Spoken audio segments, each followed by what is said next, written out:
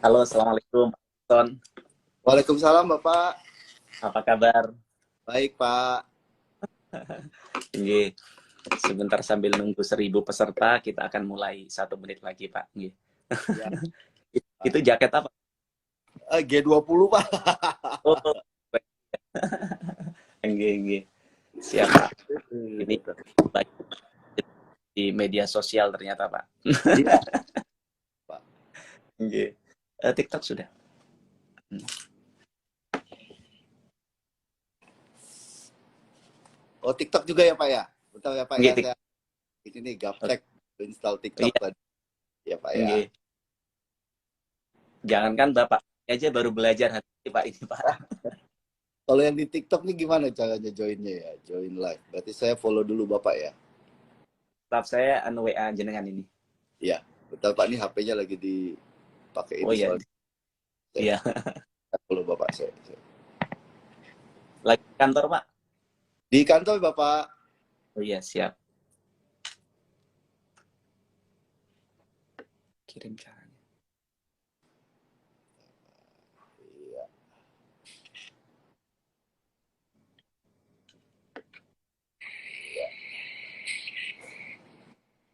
Saya sih sudah lihat nih videonya, cuma joinnya di. Iya, tuh. Udah dikirim sama staff kita. Iya Pak, saya sudah follow, sudah follow.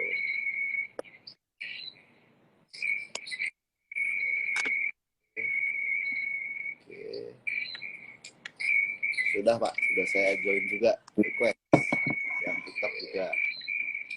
Itu mungkin harus agak dijauhin biar nggak bunyi, Pak. Ya, Ya Pak ya, ya salah satu. oke, ya Ya, oke Pak. oke, ngapunten. Makasih. Ya,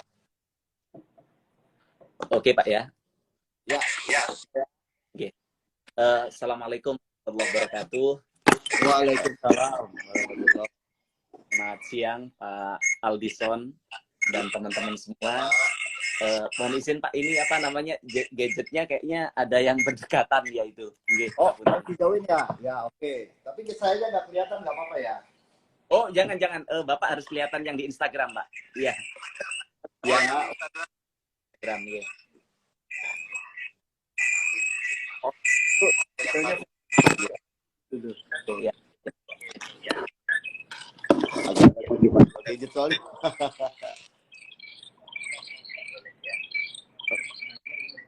Oh, iya, Pak. Mic-nya di mute ya.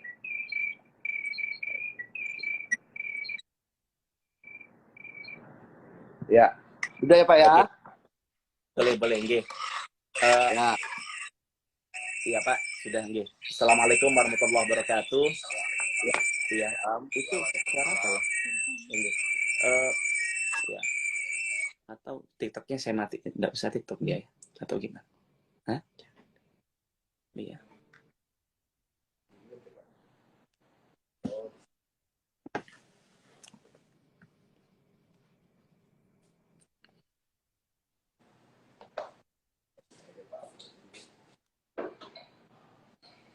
sudah ya Pak ya. Sudah. Terima Ya, kasih, sudah Bapak. ya. Siap, Ya, betul. Ya. Assalamualaikum warahmatullahi wabarakatuh. ya, Selamat siang. Terima kasih atas kehadirannya Pak Aldison ya dan Pak. teman-teman. Pak Aldison ini beliau adalah Kabiro Perundang-undangan dan Penindakan Bapeti yang Ya, beberapa waktu lalu kita bertemu beliau di saat rapat dengar pendapat dengan Komisi 6 DPR. Pada kesempatan kali ini, Pak, saya ini jujur sebenarnya tidak pernah, saya bukan pelaku usaha robot trading. Saya juga ya Pak. bahkan investasi yang apa namanya, misalnya di saham dan sebagainya, saya tidak pernah lakukan itu. Dan kemudian kemarin beberapa waktu yang lalu banyak masyarakat yang mengeluhkan soal apa robot trading ini kepada kami, yang kemudian ketika kita rapat saya tanyakan, termasuk saat itu lagi viral soal Doni Salmanan dan juga Indra Kents dan sebagainya, yang kemudian dari situ berangkat dari situ, Pak, ternyata tidak berhenti, semakin banyak masyarakat yang menanyakan kepada kami soal hal ini begitu. Bahkan yang menarik, ternyata yang kita lihat kalau yang kemarin binomo itu banyak masyarakat melapor karena mereka jadi korban, Pak. Ya, Ternyata yang kemudian mengusik hati saya ini, saya tidak tenang kalau tidak sampai untuk kemudian saya temukan dengan Bapeti adalah masyarakat yang nge-DM kami ini tidak ada satupun yang merasa dirugikan dengan adanya DNA, Pak. Jadi kemudian sehari 2 hari kita coba cuekin, tapi semakin hari saya semakin tidak bisa tidur. Karena yang ini bukan orang-orang yang menurut kami yang kelas menengah, tapi rata-rata mereka orang-orang menengah ke bawah begitu, yang mereka sangat membutuhkan duitnya itu begitu. Jadi artinya apa? Saya pengen garis bawahi bahwa kalau yang dulu binomo dan sebagainya yang kita rapat itu, mereka itu adalah banyak yang menyampaikan ke kita, maka kenapa saya waktu itu kemudian sedikit reaktif menanyakan ke panjenengan. Nah, ini kasusnya sedikit berbeda, karena ternyata masyarakat yang nge-DM di Instagram kami ini, Pak, itu masyarakat yang merasa mereka hidupnya selama ini sangat dibantu dengan adanya DNA, ATG, dan sebagainya ini. Nah, dari situ saya sehari 2 hari ini saya biarkan kok semakin hari semakin banyak yang kemudian saya sampai tidak bisa tidur malam hari. Untuk bagaimana kemudian saya merencanakan WA panjenengan, saya terima kasih saat itu langsung dibalas oleh Pak Aldison untuk bagaimana kita bisa melakukan kegiatan pada siang hari untuk bagaimana bisa sedikit mengurai persoalan yang ada di soal robot trading ini. Nah, itu pengantar. Yang kedua, saya mohon maaf kepada seluruh masyarakat termasuk yang sudah nge-DM saya terima kasih banyak. Saya yakin panjenengan semua adalah bagian dari suara-suara hati rakyat yang saya tahu banyak yang lain yang tidak sempat untuk DM kami untuk menyampaikan keluhannya. Saya sampaikan terima kasih. Waktu sampian semua, waktu jenengan semua yang sudah mencurahkan waktunya untuk bagaimana mengetik DM ke saya, insya Allah ketika pertemuan kali ini membawa kemaslahatan, membawa kebaikan, insya Allah akan diganti oleh Tuhan, oleh Allah, sebuah kebaikan untuk panjenengan semua. Yang ketiga, Pak, dan teman-teman semua, saya ingin sedikit cerita dan menjawab pertanyaan kenapa temanya ini kok tipu-tipu investasi ilegal robot trading begitu katanya. Ada nggak terima Pak, bahkan Pak. Ini orang-orang militan sekali dan saya bisa mengerti ketika jadi posisi seperti mereka, saya sangat mengerti bagaimana 1 rupiah sangat berharga bagi mereka begitu. Nah, kenapa angkat dari ini? Karena begini, kalau kita membuat sebuah diskusi tapi kemudian tidak berangkat dari sebuah persoalan, maka tidak akan ada jalan keluarnya. Maka saya ambil kenapa tipu-tipu investasi ilegal, karena kita lihat bahwa hari-hari ini yang dilakukan oleh penegak hukum termasuk oleh Bapeti, langkah-langkah yang Bapeti adalah untuk menindak investasi-investasi yang dianggap ilegal dalam hal ini oleh Bapeti dan oleh aparat-aparat penegak hukum yang lain kan begitu. Nah, maka kenapa kemudian kami ini membuat tema tipu-tipu investasi ilegal. Mohon maaf bagi teman-teman yang merasa tema ini tidak sesuai dengan panjenengan semua, dengan beberapa orang yang merasa bahwa loh kita tidak merasa tertipu, kita tidak pernah tertipu, bahwa kita sangat terbantu dengan adanya DNA Pro. Mohon maaf saya yang sering saya sebut DNA Pro ATG karena sebagian besar hari-hari ini masyarakat yang menyampaikan soal itu kepada kami adalah soal ATG dan DNA Pro begitu Pak. Nah, itu pengantarnya. Yang kemudian pada kesempatan kali ini kami ingin sedikit prolog dari Pak Aldison, ya kan? Karena ada banyak masyarakat termasuk saya sendiri dulu, padahal sudah 3 tahun Bapeti jadi mitra kerja kami di DPR, tapi kita baru tahu bahwa ternyata soal robot trading dan komoditas berjangka ini ternyata di bawah naungan dari Bapeti. Maka kami perlu sedikit pengantar dari panjenengan, Bapeti itu apa sih? Apa saja yang bisa dilakukan, karena saya juga khawatir masyarakat itu terlalu berekspektasi Pak terhadap overekspektasi terhadap keberadaan dari Bapeti ini. Apa sih sebenarnya Bapeti itu dan kewenangan sampai sejauh mana yang bisa dilakukan begitu Pak. Itu mungkin sedikit pengantar. Monggo. Assalamualaikum warahmatullahi wabarakatuh.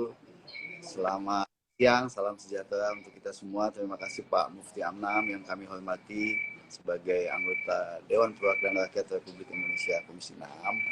Dan selamat siang juga kami ucapkan kepada seluruh bapak-bapak, ibu-ibu masyarakat yang mengikuti kegiatan diskusi kita siang ini. Ya terima kasih Pak, mungkin sebagai pengantar Pak ya buat yang masih belum tahu Pak mungkin Bapepti itu apa. Jadi Bapepti itu singkatannya Badan Pengawas Perdagangan Berjangka Komoditi Pak. Itu salah satu unit eselon 1 di bawah Kementerian Perdagangan. Nah, tugas fungsinya singkat cerita, kalau kita jabarkan panjang Pak, singkat cerita ada 3 pilar yang menjadi tugas Bapepti, yaitu adalah perdagangan berjangka komoditi, kemudian sistem bersih gudang, dan pasar lelang komoditas. Jadi itu Pak. Nah, dalam kegiatan, kalau kita kaitkan dengan tema diskusi kita siang ini, kegiatan robot trading yang disebut robot trading ya, walaupun sebetulnya itu kan hanya algoritma saja dalam sebuah sistem begitu ya Pak ya. Nah, tapi kita sebut robot trading lah gitu, karena itu terminologi yang umum ya yang digunakan saat ini. Oke, katakanlah kita mengikuti flow robot trading. Nah, robot trading itu kaitannya dengan perdagangan berjangka komoditi Bapak, yang merupakan salah satu dari 3 pilar utama tugas Bapepti. Seperti Iya. itu Bapak. Intinya soal robot trading ini di bawah naungan Bapepti begitu Pak ya? Nanti kami elaborasi, tidak sesederhana itu sih Bapak sebetulnya. Singkat kata, bagaimana Pak soal robot trading ini siapa yang untuk gimana Pak? Ya, jadi begini Bapak, ini kan kalau kita melihat mengenai fenomena robot trading ini sebetulnya ada 2 Pak fenomena yang terjadi. Yang pertama adalah ini modus kegiatan Pak, mohon izin, ini ada masukan dari ini DM yang masuk, katanya suaranya kurang jelas. Kenapa katanya? Oh, kurang jelas ya? Oke. Jelas. Kalau saya sih sudah maju banget ini. Oh iya, ya. Siap Bapak, siap. Mohon izin Bapak, teman-teman semua. Udah jelas belum ya? Udah maju di saya nih. Oke. Yang anak-anak di ruang sana tanya. Oh, sudah oke, sudah Pak, sudah Oke, terima kasih Bapak. Jadi Pak, menindaklanjuti yang tadi. Jadi memang kita perlu cermati berdasarkan kasus-kasus yang ada ya, yang saat ini ditangani oleh Barreskrim Mabes Polri. Itu kan sebetulnya robot trading itu ada 2 tipe Pak. Tipe pertama itu yang pasti nih ya, semua kegiatannya sama, yaitu dibungkus dengan multi level marketing Bapak. Yang mana multi level marketing ini punya potensi money game, punya potensi skema Ponzi, kan gitu ya Pak ya? Iya, oke. Itu 2. Nah, ketika ada MLM, Pak, kemudian ada kegiatan, ada 2 tadi ya, modus nih saya sebutnya modus dalam kejahatan itu kan ada modus cara melakukan kejahatan gitu ya Pak ya. Yang pertama modusnya adalah melakukan kegiatan MLM digabung dengan kegiatan perdagangan berjangka komoditi. Apa misalnya trading forex atau trading emas digital atau ada yang trading kripto. Itu modus pertama Pak, itu seolah-olah. Jadi dia nih entitasnya MLM, ya kan, mengumpulkan dana masyarakat, member get member, seolah-olah masyarakat itu dibujuk untuk ikut gabung, seolah-olah ada trading gitu loh Pak. Trading apa? Ya, trading forex, trading emas digital, seolah-olah ya Pak ya. Jadi kan masyarakat ketika ikut gabung ke dalam sebuah MLM itu, dia akan memperoleh aplikasi di handphonenya Bapak. Nah, disitulah akan ketahuan seolah-olah dia emas digital atau apa. Padahal sebetulnya itu nggak ada Pak tradingnya. Nah, itu modus pertama. Artinya dia hanya skema Ponzi saja Bapak, money game, mengumpulkan uang dari masyarakat, member get member. Ini kalau tidak dihentikan, suatu saat kan akan terjadi scam, gagal bayar dong Pak. Karena ketika anggota baru sudah nggak ada. Oke, saya mau sedikit potong soal Ponzi tadi. Mohon izin Pak. Mohon izin ya.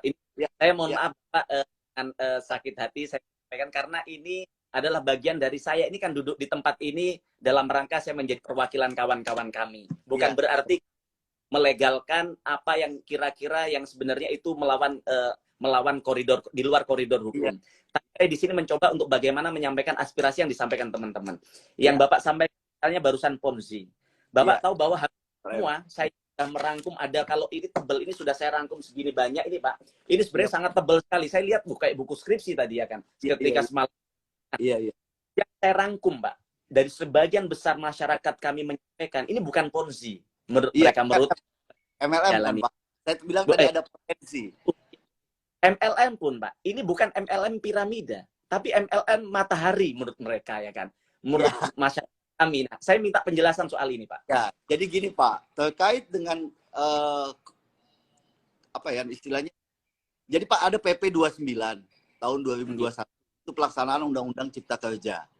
Di dalam pasal 51 huruf O itu jelas menyebutkan Pak, bahwa kegiatan MLM itu tidak boleh dilakukan untuk kegiatan perdagangan berjangka komoditi. Nah, di situ poinnya, Pak. Sebetulnya koridor hukumnya itu. Jadi Tapi MLM, ya tapi Bapak. begini Pak, LM ini banyak yang menyampaikan ke kita ini, coba Bapak lihat di live, MLM tuh beda dengan Ponzi, beda kata Ya, dia begitu. ya betul kan, saya bilang ada potensi apa? Ada potensi jadi Ponzi gitu, Pak. Ada potensi, oke. Ketika masih ada potensi, maka harapan kami jangan langsung ditutup, jangan harus ditindak. Tapi bagaimana mereka diedukasi, dibina, bukan Contoh, dibinasakan. Pak, saya ambil contoh. Terpaksa saya sebut nama ya, karena ini sudah ditangani Baris Krim, walaupun kita mengedepankan azas praduga tidak bersalah ya tentunya ya. Cuma ini kan kasus going di Baris Krim. Seperti misalnya saya sebut nama Fahrenheit, itu MLM kan dia. Nah, cuma digabung dengan kegiatan yang saya bilang tadi, seolah-olah ada kegiatan perdagangan berjangka komoditinya. Nah, itu dari sisi PP 29 sudah melanggar, Pak. Nah, kenapa tiba-tiba waktu itu saya ingat sekali, Pak, tanggalnya 7 Maret. Dia mengumumkan istilahnya atau membuat kondisi market margin call. Jadi semua orang itu ya. Ini atau DNA, Pak? Fahrenheit. Saya bicara Fahrenheit ya. Saya ambil contoh nih. Saya ambil contoh kan. Nah, seperti itu dia bikin margin call, Pak. Margin call itu berlawanan dengan market kan gitu. Jadi semua orang posisinya harus top up lagi kan gitu kan. Nah, padahal itu kan bukan kondisi market yang sebetulnya gitu loh, Pak. Artinya itu tipu-tipu kan. Kalau bisa dibilang seperti itu ya. Nah, itulah Pak, makanya peraturan perundang-undangan kita sudah membatasi sebetulnya, Pak, bahwa kegiatan entahlah itu disebut skema matahari lah, piramida lah, atau apapun, sepanjang dia MLM tidak boleh melakukan kegiatan perdagangan berjangka komoditi, begitu Bapak. Jadi tapi begini Pak, pertama bahwa jangan samakan, banyak ini yang tiba-tiba sampaikan ke kita, jangan samakan Fahrenheit dengan DNA, ini tentu sesuatu yang berbeda. Yang kedua Pak, jangan kemudian setiap ada persoalan misalnya Ponzi, misalnya Bapak bilang Ponzi ya kan, misalnya ya kan, Bapak bilang ini Ponzi. Nah, buktinya apa? Ya, buktinya bahwa ini Ponzi apa yang sudah dilakukan? Pernahkah menyidik secara langsung, melihat secara langsung yang kemudian duduk bersama dengan DNA Pro misalnya dengan ATG yang kemudian dari situ ternyata ada standar. Bapak kan pasti punya standar ya, punya standar operasional prosedur bagaimana ini ditetapkan sebagai sebuah Ponzi atau enggak ya kan. Nah, saya pengen tahu ini sudah dilakukan belum dengan seperti namanya DNA? Kalau untuk DNA Pro Pak, ini saya terpaksa sampaikan ya, artinya ini apa namanya permintaan teman-teman lah ya saya sampaikan. Kalau DNA Pro Pak, begini kondisinya secara hukum ya, secara hukum DNA Pro itu punya dua entitas Bapak, namanya Pro Academy dan DNA Pro. Nah, jadi DNA Pro Academy itu punya izin Bapak. Izinnya ML, sekolah komputer, Pak. Coba bayangkan sekolah komputer. Dia mengumpulkan member nih. Nah, member ini nanti berdagang dalam tanda kutip ya, Pak ya. Berdagang dalam tanda kutip di DNA Pro. Artinya MLM-nya itu dia pakai, sorry ya teman-teman yang pro DNA Pro ya. Saya nggak ada maksud nih, saya hanya menyampaikan hasil pemeriksaan kami ya. Soal ini nggak ada maksud. Jadi DNA Pro itu, DNA Pro Academy yang izinnya tadi sekolah komputer loh Bapak. Tapi mengumpulkan masyarakat, ditradingkanlah di DNA Pro. Hasil pemeriksaan kami begitu Pak. Nah DNA Pro ini menggunakan broker luar negeri. Itu aja dari sisi Bapepti sudah ilegal. Kalaupun itu kita katakan benar ya. Cuma semua data dan fakta sudah kita serahkan ke Baris Krim Pak. Karena Kemendak sudah melimpahkan perkara ini ke Baris Krim Mabes Polri, dan kami juga di sana memberikan keterangan ahli. Begitu Pak. Nah, bayangkan kalau dari sisi legalitas nih Pak ya, dari sisi legalitas, kalau itu tidak dihentikan, satu poin Pak, kalau itu tidak kita hentikan, apakah artinya tidak menjadi buruk bagi pemerintah Pak? Artinya kan suatu saat tadi kita bayangkan Pak, ini akan terjadi, belum aja nih Pak, ini belum, kalau kita bicara DNA Pro belum, tapi suatu saat akan terjadi. Nah, apa bukti-bukti yang Bapepti punya, apa fakta-fakta yang Bapepti punya, tentunya sudah kita serahkan semua ke Baris Krim. Nanti biarlah teman-teman di Baris Krim yang akan melanjutkan proses hukumnya seperti apa gitu loh Pak. Karena ini kan ongoing case ya, artinya kasus yang secara pidana aktif dilakukan penyidikan, tentunya kami tidak bisa secara terbuka 100% mengungkapkan apa sih bukti yang sudah kami punya gitu loh Pak. Tapi seperti itulah kurang lebih garis besarnya Pak. frame-nya satu. Iya. Kedua, saya tahu yang dipertanyakan adalah mengenai WD kan? Iya.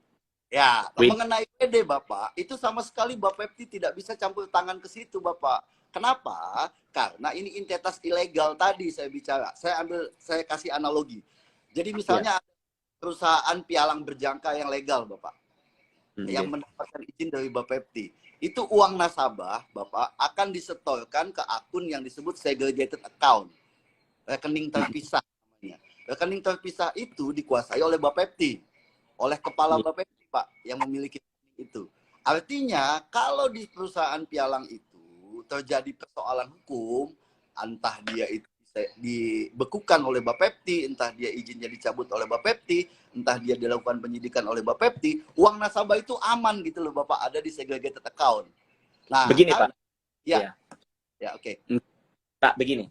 Jadi pertama saya ingin sampaikan ke Bapak bahwa ilegal di Indonesia kan bukan berarti brokernya ilegal, tapi karena memang regulasinya kita yang masih belum ada soal itu. Kalau broker di luar negeri dia mau bermain di perdagangan berjangka komoditi, ya ikuti dong ketentuan perdagangan berjangka komoditi gitu. Harus memiliki izin dari kami. Tapi saya ingin menganalogikan misalnya begini Pak. Ya. Misalnya McD. Bapak tahu kalau ke Amerika ini ke beberapa negara itu McD itu ada, mohon maaf, ada babinya yang buat orang masyarakat kita nggak. Sehingga ketika dia mau masuk Indonesia itu harus dihilangkan dong unsur babinya dan siapa. Maksud kita adalah misalnya kayak binomo sebenarnya di banyak negara ternyata dilegalkan, Pak. Boleh robot trading ternyata di banyak negara. Enggak, Pak. Kalau binomo enggak, Pak. Kalau binomo enggak ada negara yang enggak ada. Oh ya, berarti saya salah dapat info. Terima kasih. Kalau binomo enggak ada, Pak. Itu kan judi itu, Pak. Kita dapat dari masyarakat kami. Terima kasih, Pak. Terima kasih. Nah, robot trading banyak di negara-negara lain yang dilegalkan, membantu dalam rangka untuk bagaimana memberikan advice kan begitu Pak, memberikan advice. Kalau dulu advisornya adalah manusia, sekarang adalah robot untuk membantu mereka menentukan ini sell atau buy kan begitu Pak. Yang kemudian maksud kami apa? Maksud kami kenapa di negara kita ini kok belum legal kan gitu? Artinya apa? Masalahnya begini, saya jawab ya Pak ya, saya jawab. Ini menarik. Kalau Bapak tadi nyebut robot itu advisor, saya setuju Pak, karena itu memang fungsinya. Cuma yang terjadi sekarang, baik itu DNA Pro, baik itu ATG, baik itu apapun semua itulah, itu bukan advisor Bapak. Jadi si nasabah, kami di perdagangan berjangka menyebutnya nasabah ya. Nasabah itu Bapak cuma dapat aplikasi dan hanya bisa membaca Bapak, tidak ngambil posisi buy atau sell. Jadi dia hanya menerima report. Itulah yang fenomena robot trading yang terjadi di Indonesia, Pak. Jadi dia hanya terima report, oh hari ini saya dapat untung sekian, hari ini untung sekian.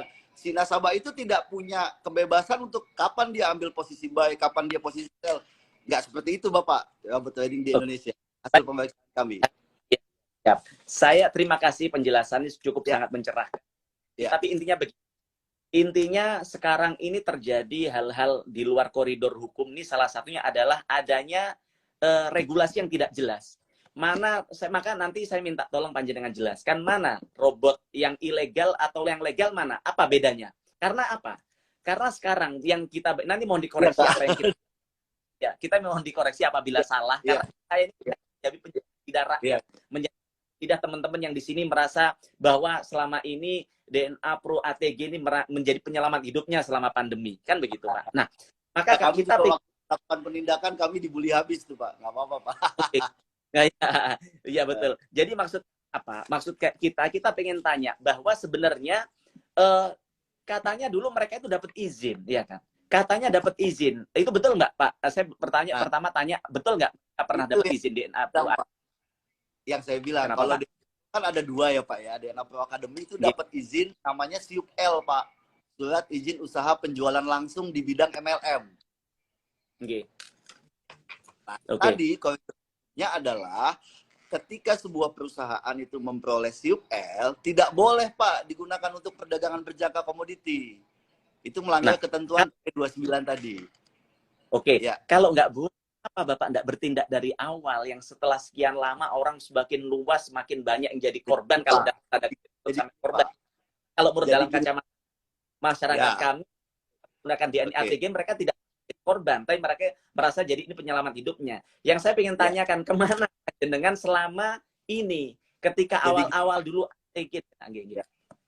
Jadi gini, jadi kalau Bapepti itu sejak tahun 2021 Pak sudah melakukan pemblokiran entitas robot trading itu sebanyak 351 Pak.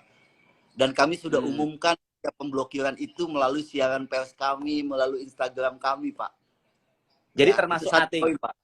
Iya. Bulan ini pun kami blokir lagi berapa websitenya ATG itu Pak. Nanti saya sampaikan ke Bapak pribadi deh. Apa perlu saya tiap bulan lapor ke Bapak? Apa tiap bulan saya lapor ke Bapak? Kami blokir. Total itu tahun 2021 ada 2000 sekian entitas yang kami blokir Pak. Itu sudah upaya yang Bapak lakukan. Kedua, kalau bicara CUL Pak, ya kan itu memang sebuah pelanggaran buat mereka gitu loh Pak. Nah, tapi kalau Bapak sudah melakukan itu melalui Instagram, melalui siaran pers setiap bulan Pak, kami sudah blokir. Cuma persoalannya, maaf ya, sekali lagi saya mohon maaf teman-teman. Ini kan gini Pak. Kalau lagi untung, pasti nggak ngelapor, Pak. Tapi ketika sudah rugi, nah kita sudah tanggung jawab. Nah, itu persoalannya, betul. Pak.